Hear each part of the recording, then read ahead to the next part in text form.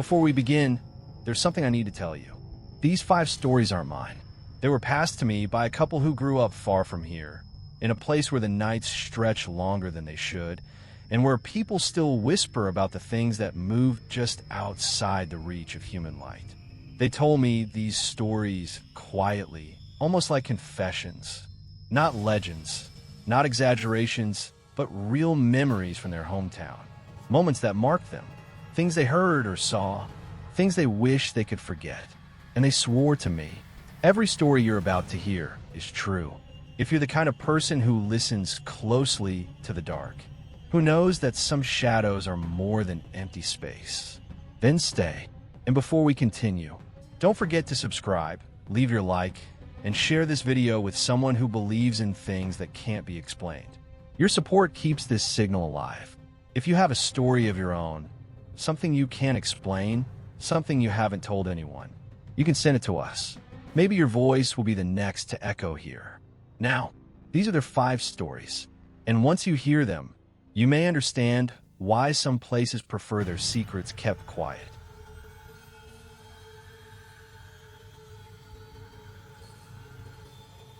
Hide and seek in the dark. There's a story he told me once. A quiet one. The kind that never leaves the back room of your mind after you hear it. He said it happened when he was 15 on a Friday night when the cold had just begun to crawl under the doors. His parents were out. The house was his. So he called Kevin, the boy from across the street, the kind of friend who knows every door hinge in your home by sound alone. They were bored. And boredom has a way of inviting the wrong things inside. So Kevin suggested hide and seek, a simple game, in a house that wasn't simple at all when the lights turned off. Only the kitchen lamp stayed on, flickering like it was struggling to stay alive. Kevin hid first. The boy counted to 50, hands over his eyes, listening as Kevin's footsteps faded and then stopped. Clean, like someone cutting a wire. He searched the kitchen, the hallway, the bathroom, his parents' bedroom, his own, each one emptier than the last. Rooms hold a different kind of silence when they know you're afraid. Finally, he opened the guest room door. The air inside felt wrong. Not cold, compressed. Thick, like someone had been breathing in the dark and hadn't finished exhaling. But the room was empty. He found Kevin eventually. Not upstairs, never upstairs, but in the basement, tucked behind boxes like he'd been waiting for hours. They switched roles. The boy ran upstairs and slid under the guest bed. The floor above him hummed quietly with house sounds, the kind that don't mean anything until they suddenly do. Then he heard footsteps, slow, measured, nothing like Kevin's fast, careless rhythm. The steps stopped beside the bed, right next to him. He held his breath, because whatever was standing there wasn't doing the same. And then it moved away, smooth, deliberate, like it had decided something. When he came out, Kevin was nowhere to be seen. Someone else, someone with a voice that didn't belong to a teenager, called from the basement, telling him to come down. But Kevin was in the basement, searching, confused. Later, when they sat on the sofa, the ceiling thudded. Hard, directly above them. Something heavy shifting its weight. Then the footsteps came, crossing the upstairs hallway, dragging fabric across the floorboards like it was wearing something too long for its legs. They went up. Of course they did. Curiosity is the oldest predator. The guest room door, left open earlier, was now shut. Behind it, a long, patient dragging sound. He opened the door. The room looked empty, but the closet door was cracked open, just wide enough for something to watch them leave. Then came the front door, opening and closing downstairs with no footsteps leading to it. Something had come in, or something had gone out. They locked themselves in his bedroom until whatever was moving downstairs decided the basement was more interesting. And in the moment that silence returned, they escaped through the back door and ran across the street. Police found nothing. They always find nothing. But houses remember, and boys remember even more. Years later, both swear to the same detail. Kevin heard breathing under that guest bed, breathing that answered to no one, breathing that stopped the moment it knew it had been found. And whoever, or whatever, stood beside that bed while the boy hid, wasn't playing.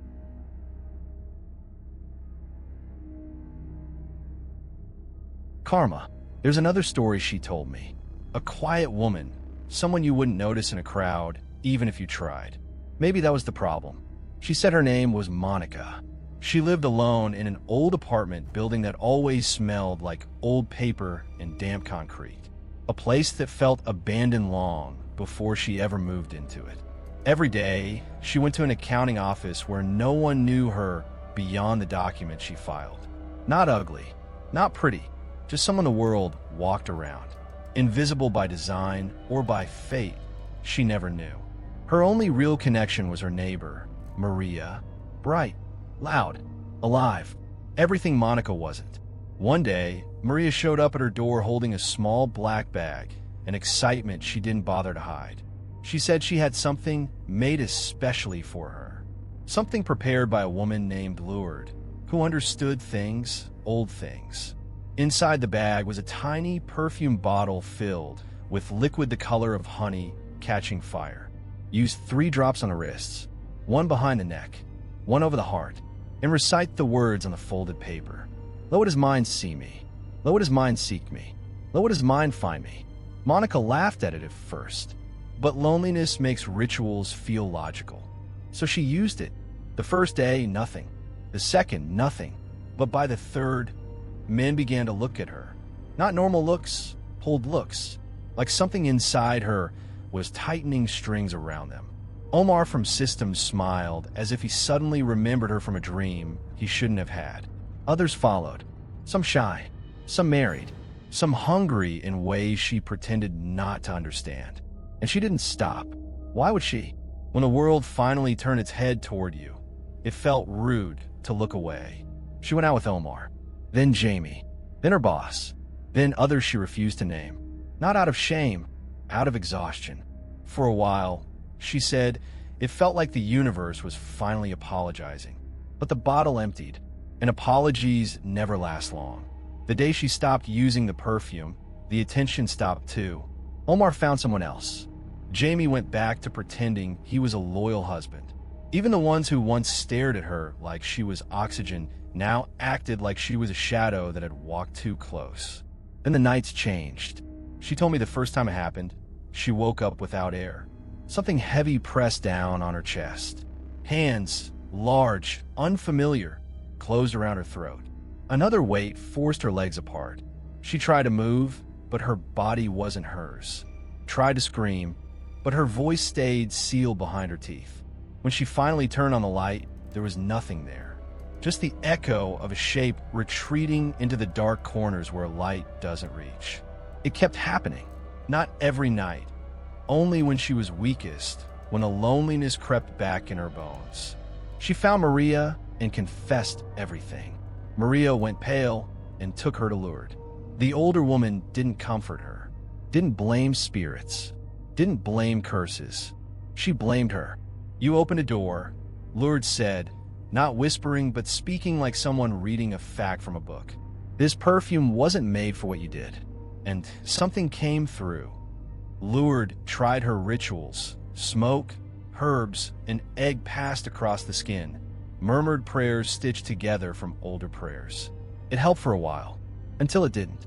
A priest told her the same thing Lourdes did. When you reach for power out of desperation, something always reaches back. It still visits her. Less than before, but enough. Enough to remind her that some debts are collected slowly. Enough to let her know she's not alone, even when she desperately wishes she was. She told me she's paying a karma she never asked for. She told me she's invisible again, to everyone except the thing that found her first. And when she finished the story, her hands were shaking, though she tried to hide it. Some hauntings, she said, don't live in rooms. They live in consequences. And this one hasn't finished with her yet. Your father brought me. There's a story he shared only once. And even then, not willingly. More like something that slipped out of him when the night was too quiet and the room too dim for memories to stay buried. He said it happened when he was 9. Back then, he lived with his parents inside a converted bus. One of those cramped, rolling homes where every noise echoes and every shadow feels closer than it should. Nothing strange had happened there before. No history, no rumors. Sometimes the places that haunt us don't need any. He couldn't sleep alone. Not because he was weak, he said, but because the dark in that bus was thick, like it carried weight. Shadows didn't look like shadows. They looked like things deciding whether to step closer. His parents told him he needed to stop running to their room. So he began sleeping on the sofa, right across from a narrow hallway that led to their door. That was when the whispering began. It always started the same. His parents asleep, the house silent, then a single voice, raspy and low, calling his name from somewhere behind his head. Never loud, never urgent, just waiting. He tried to ignore it. For a while, he succeeded, until the night he opened his eyes and saw it standing in the hallway. He described it carefully, like someone afraid the details themselves might return if spoken too clearly. Tall, too tall for the ceiling, wearing a long coat that didn't sway or wrinkle. A face he couldn't see, just darkness, like a hole cut out of the world. And two red eyes glowing as if they weren't reflecting light, but creating it. It didn't move, didn't tilt its head, just stared. Then it whispered his name again. He hid under the blankets. The oldest defense, the last one that ever works. He woke at sunrise, the thing gone, the hallway empty. He convinced himself it was a dream. Children are good at that kind of forgiveness. But the next night it returned, whispering, watching, patient. It didn't always stand in the same place. Sometimes closer, sometimes farther, but always between him and his parents' bedroom, like it owned the space, like it had been waiting there long before he ever slept on that sofa. One night, he finally screamed. His father rushed out, angry, tired, telling him it was just nightmares. He wanted to believe that. He really did. But the creature didn't care what he believed. He managed one more night in his own room, until the whispers began again, soft, dragging him back to the hallway with the force of memory alone. He returned to the sofa. Of course he did. And that was when he heard it speak something new. Not just his name, but a sentence. "Your father brought me." He froze, unable to breathe. His scream felt ripped out of him rather than produced. His parents didn't wake that time. Or maybe they did, and stayed in their room. The next morning, he found a dark stain on the floor exactly where the thing had been standing. Not liquid, not shadow, something in between, like the outline of a presence pressed too heavily against the world. It faded by noon, but he never forgot it. The whispering stopped after that night. The creature never returned. Not in that form. Years later, his parents separated. His father drowned himself slowly in drink and silence. And the man telling this story said he never asked him what those words meant. What he had brought, what he had invited, what he had opened. Some answers aren't meant to be spoken. Some debts are inherited long before we understand them. When he finished the story, he said something I still think about. As a kid, I thought the monster wanted me. But now, I think it was warning me. And then he went quiet. Because some stories feel less like memories, and more like things that are still listening.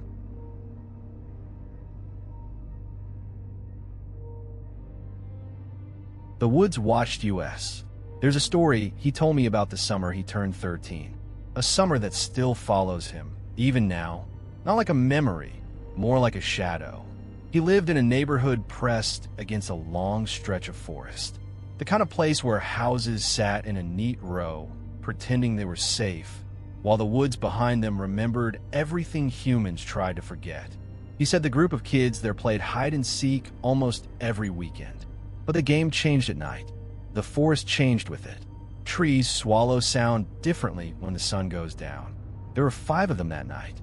Him, Tyler, Tyler's brother, Mateus, Jackson, and Eric. Jackson was the seeker first. The rest scattered into the dark. He hid behind a fallen trunk deeper in the woods than he meant to go. From there, he could hear Jackson counting in the distance, each number thinner than the last as the night thickened. When the counting stopped, the world didn't make a sound. Even insects paused, as if listening. Then he heard footsteps, not running, not searching, just walking. Slow, heavy, measured. He held his breath. The steps stopped only a few feet away. Whoever was stood there, silent, watching a boy hiding behind deadwood. He waited for them to call out, to move, to reveal themselves. Nothing. Then the steps continued, deeper into the forest, unhurried, like they didn't need to find anyone. They already knew. Later, when Jackson ended the round, the boy ran back to the yard. Jackson said he'd never gone that far into the trees. He'd been circling the edges the whole time. So who walked past him? No one had the answer. They didn't ask again. The next round, he was the seeker. He found Eric behind shed, Tyler in the grass. Only Mateus and Jackson remained. Deeper in the trees, he saw a shape crouched beside a log. He called out to Mateus, and the boy bolted out laughing. But Jackson was still missing. That's when he heard the footsteps again. The same rhythm, the same weight. Ahead of him, past the beam of his flashlight. He took a step, making noise on purpose. The footsteps stopped. He waited. Silence expanded around him like a lung filling too slowly. Then Jackson called from far behind him that the round was over. The boy spun around. Relief and dread tangled in his stomach. If Jackson was behind him, who was in front of him? He told the others he heard someone walking. They brushed it off. Kids do that. Adults do it too. He didn't feel safe anymore, but the game went on.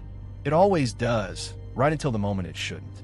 In the final round, he stayed near the edge of the forest, hiding in tall grass. From there, he could see the faint glow of house lights bending between branches. Then came the whisper, soft, close enough to touch him. Not a word, just a sound shaped like one. Something moved past him, brushing the grass. Footsteps again, unmistakable, too slow to be a child, too deliberate to be an animal. He stayed frozen until Jackson called everyone back. That's when Mateus spoke up. He asked, casually, if anyone else had seen the man standing in the woods. A tall man, watching them, unmoving. The group laughed, but the boy didn't. He believed Mateus instantly, because he'd felt those eyes long before the whisper reached him. A couple of days later, news came out. A wanted man, violent, unstable, had been hiding in that same stretch of woods. They caught him not far from where the kids had played. People said they were lucky. That danger had been closer than they knew. But the storyteller always pauses here, because he remembers the footsteps, the whisper, the stillness of the man Mateus saw. And he says this every time. I don't think the thing walking near me was the same man they arrested. Then he goes quiet. Some footsteps, he says, don't belong to people. And the woods keep the difference to themselves. The masks at the door. There's one more story, she told me.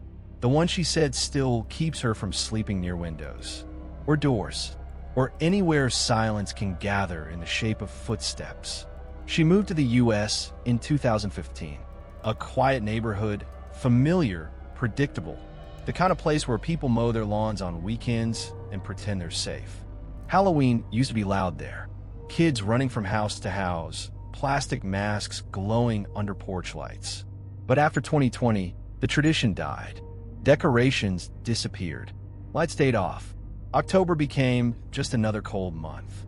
So she didn't expect anything unusual when she stepped outside on the morning of the 31st to drink her coffee on the porch.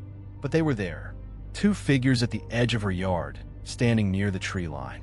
Tall, thin, dressed in black, faces covered by masks that didn't belong to any childhood costume she recognized.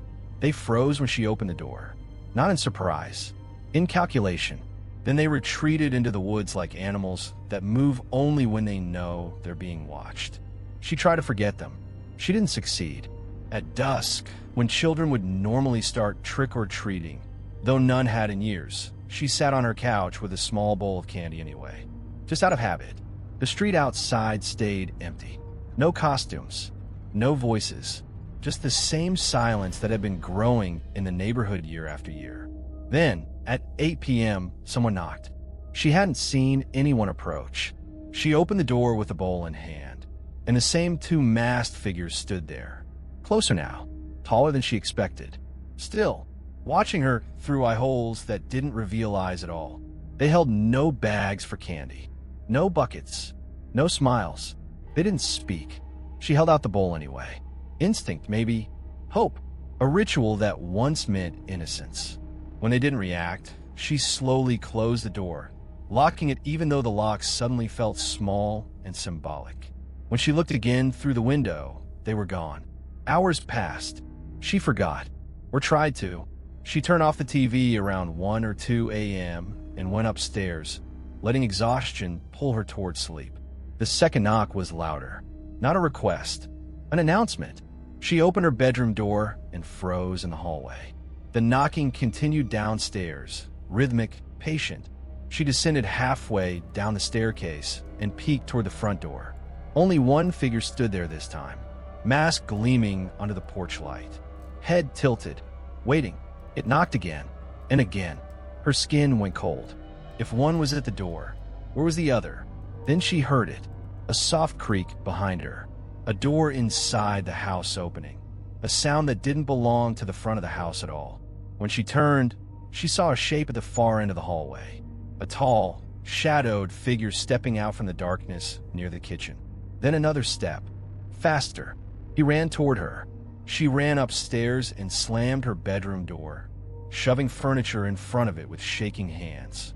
She dialed the police while listening to the muffled voices of the two intruders, low, heated whispers, like they were arguing about strategy. Then footsteps moved down the stairs. Then silence, the kind of silence that means someone is waiting. When the police arrived, the house was empty again. They said the same thing police always say. She was targeted. One distracted her at the door. The other searched for a way inside. A planned attack. Deliberate. Cold. But none of that explains the masks, or how silent they moved, or why they chose her. She told me she still wonders where they were standing before she opened the door that second time. How long they had watched her living room light. How far inside the house the second one got before she noticed. Some people were masked for fun, some for anonymity, and some to hide the fact that they're no longer pretending to be human. She said she hopes they were just men, but she doesn't believe it, and neither do I. And that brings us to the end of their stories. 5 moments taken from different years, different homes, different parts of their lives, yet all carrying the same shape in the dark. The same sense that something was watching, listening, waiting. The couple shared these memories not to frighten anyone, but because they didn't want to carry them alone anymore. They told me that some experiences don't fade with time. They simply go quiet, settling in the corners of your mind, until someone else is willing to hear them. Maybe there are explanations for everything you've heard tonight. Maybe each event has a rational ending hidden just out of reach. Or maybe some things follow us long after we leave the place where they first found us. If something in these stories felt familiar, a sound, a shadow, a memory you've tried to forget, you're not alone. And before you go, don't forget to like this video, subscribe, and share it with someone who knows that not every darkness is empty. Your support keeps this signal alive and keeps these voices from disappearing. If you have a story, something you've seen, heard, or felt that you can't explain, send it to us. We're listening. We always are. Until the next transmission, stay aware, stay careful, and keep your eyes on the dark.